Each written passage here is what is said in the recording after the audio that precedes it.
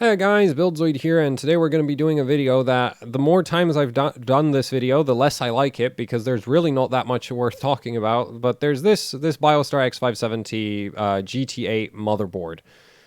So this is the first, X570 motherboard that the public gets to see in like a full board picture. But not the first one I've seen, and yeah, so that's kind of that. So I do have some more information that I guess, I need to be a little bit careful to not say too much.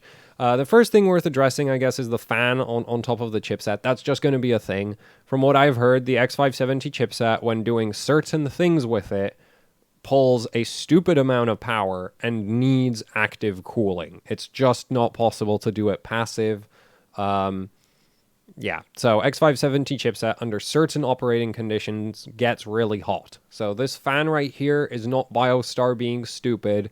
That's just the chipset being power hungry under certain conditions. Like at idle, I would assume it's fine. It's just that under certain operating conditions, it gets really hot from what I've heard. And there are other board vendors that are going to have high-end motherboards with fans on them as well. In fact, I've heard, like, one thing I heard was, like, it's a real problem for the low-end X570 motherboards because those boards are so cheap that the fan costs too much, and so they're just going to let the chipset overheat, I guess, or something like that. It's like potentially in that operating scenario, your chipset's just going to like thermal throttle or something. I'm not sure how they're planning to deal with that. It's just like, yeah, low-end motherboards can't cost above X amount of dollars. Therefore, they cannot have a fan that costs $1 or $0.5 or whatever it is that the fan costs. And therefore, if you do this with those motherboards, the chipset's just going to overheat. Deal with it. So that'll be interesting to see. And I guess something to watch out for with like cheap X570 boards is just like, will they overheat the chipset? Now, because it's basically related to what kind of storage configuration you're running, I'm not going to be testing that because I think M.2 SSDs are really overpriced and I don't have any. And I don't plan to add any to, like, I don't even want any either. And I've never tested SSDs, so I guess we should, like, hopefully somebody else will test that. Like, there's plenty of review sites that, if they're looking for stuff to test, they can go test if the low-end X570 motherboards without chipset fans overheat when you do certain things with the with the storage configuration. So, there. I assume they have the same information about why there's a chipset fan on there, like... I don't think I have better relations with board vendors than some of the other reviewers out there. So anyway, chipset fan is not Biostar being Biostar. That's just going to be a requirement going forward.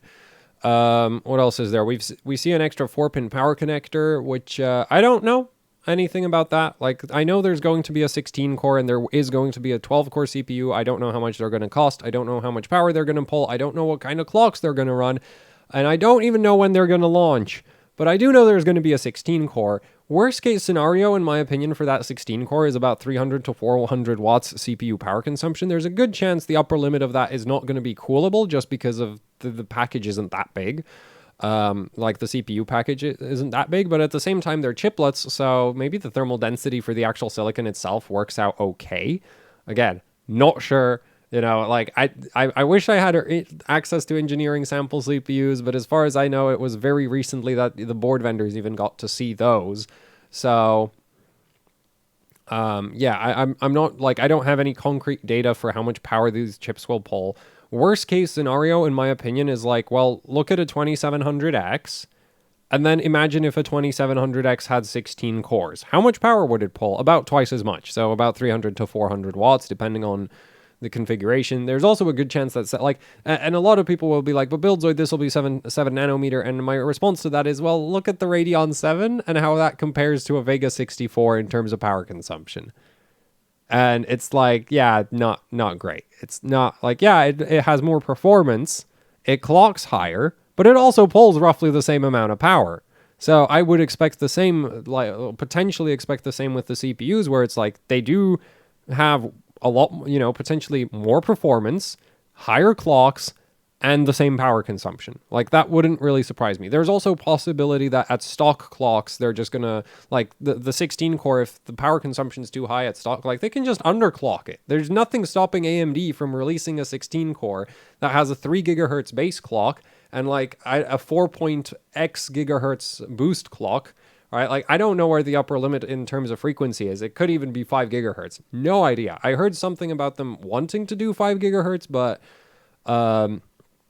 you know, like, design goals versus design reality don't tend to work out. Kind of like how the X570 chipset needs a fan instead of being completely passive. That wasn't like, oh, we want to make a high power consumption chipset. That was just like, we're building a chipset and, oh, it happens to pull too much power under certain operating conditions. Well, I guess we're running with that. So yeah, the 16 core, like, overclocked, I would expect 300 to 400 watts, maybe. Worst case scenario. Best case scenario, under 300, maybe even under 200. I don't know, right? Like, well, best case scenario could be literally anything. Could be, you know, no idea on best case scenario. So that's kind of that. But the extra 4-pin power connector, therefore, might be just Biostar being careful. The VRM on this board is, as far as I know, an 8+4 phase, uses doublers, so it's a 4 times 2 plus a 2 times 2 IR35201 controller, IR3555 power stages, so 60 amp power stages. So the VRM on this isn't the best thing ever, but it's also pretty decent. Really, ultimately, like, it should support up to 300 watts of, or 300 to 400 watts of CPU power consumption just fine, assuming that the heat sinks are big enough, which they don't really look like they are from these photos, but who knows? Like, maybe they have fins cut into them horizontal, like at an angle that I can't see. Though they also have airflow restrictors on top of them, so I don't know how much they actually care about those heat sinks doing their job properly. Anyway, so, you know, like, I'd say it's too early to really, like, judge the VRM, because, again, it also depends on how much power the CPUs pull, right? And then Biostar also has, like, X4 DDR4 up to 4,000 megahertz. I think I'm going to say that the 4X DDR4 up to 4,000, I'm going to say that I find that very unlikely that 4 DIMMs are going to do 4,000 megahertz. My justification for that is that, as far as I know, like, so from what I've been hearing, it sounds like AMD wants daisy chain on as many motherboards as possible. And daisy chain generally doesn't work well with 4 DIMM configurations. Okay, that's just not a thing it does. So I guess but the flip side to that is it works really well in 2 DIMM configurations. So I wouldn't be like, you know, maybe they've, like, again, I have no information on the memory controller, but maybe 2 times, you know, a 2 DIMM configuration where you have 1 DIMM on each channel could hit 4,000 megahertz, and then like 4 DIMM configurations will top out around 3,600 if it's, or maybe even less below that, above that, I don't know. Really depends. Like, I don't have that much information on that. So the memory speeds, like, I wouldn't pay too much attention to the memory speeds. I also know that recently there was like a leak where apparently there's, well, no, not apparently, but Ryzen has now, Ryzen 3000 is getting the option for a 5,000 megahertz memory ratio. The thing about that is Intel technically has memory ratios all the way up to like 8 gigahertz.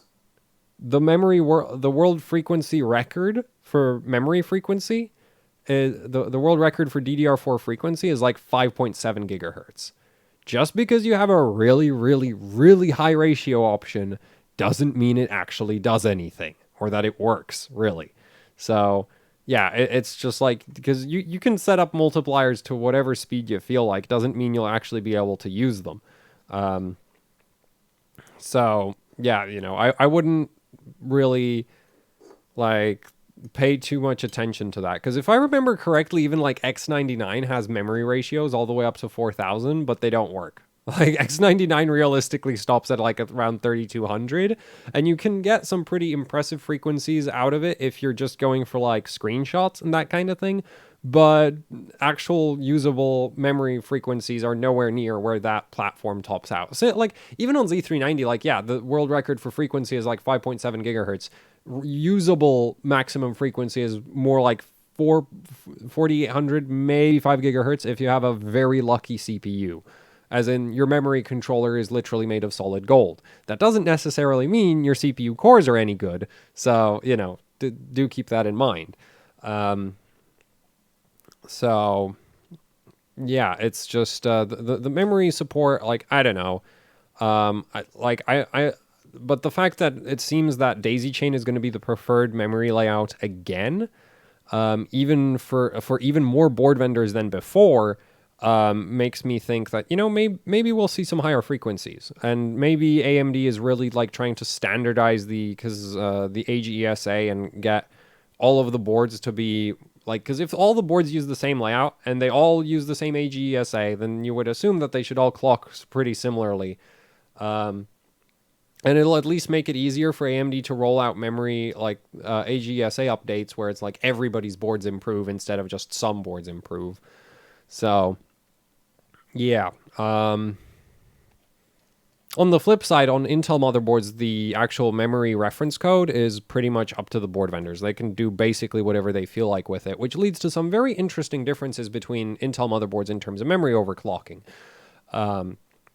But, you know, that's a topic for another video. Anyway, I think that's all I really have to say about this board. Like, you know, because I don't have enough information about the CPUs, and I don't really have enough information that I can share about the CPUs, about the chips that I, like, yeah. I'm not seeing anything all that special here. It's a motherboard. Wait for the CPUs to launch. I'm, like, considering that the 16 core is coming, I am kind of thinking that AMD might be trying to do what they did with the original Ryzen, where it's like, I don't know how many people remember, like, if people still remember this, but when Ryzen 1st Gen launched, AMD released an 8-core, 16-thread, dual-channel CPU, dual DDR4 memory channel CPU for half the price of Intel's 8-core quad-channel DDR4 CPU. So I'm thinking that, you know, AMD could do the same thing with the 16 core, where they release a 16 core CPU for half the price of the nearest Intel 16 core CPU, which happens to be the 9960X. And that thing's like $1,600. So, you know, the 16 core, like, I wouldn't be surprised if the 16 core was $800. Like, it wouldn't really be, because it would still be half the price of the nearest Intel, you know, nearest Intel competitor. Like, what? You want 16 cores? Well, you have two options. You can get an $800 AMD or a $1,600 Intel. I think if the performance is close enough between the two, that's a pretty black and white argument for which one is the better deal. So, yeah, a lot of the rumors that are like, oh, 16 core for $500 seem really unrealistic to me, because that would be like even better value per, like, that would be even better cores per dollar relative to Intel than what we had with Ryzen 1st Gen. So, yeah. Anyway, that's all of my thoughts, and really most of them aren't even related that much to this motherboard. They're just kind of related to Ryzen 3000 in general. So, yeah, that's it for the video. Thanks for watching. Like, share, subscribe, leave any comments, questions, suggestions down in the comment section below. And if you'd like to support what I do here with actually hardcore overclocking, there's Teespring, there's merch on Teespring, like stickers, shirts, socks, posters. You can find a link to that down in the description below. And then, of course, I have a Patreon as well if you don't want to buy anything. So, yeah, that's it. Thanks for watching, and goodbye.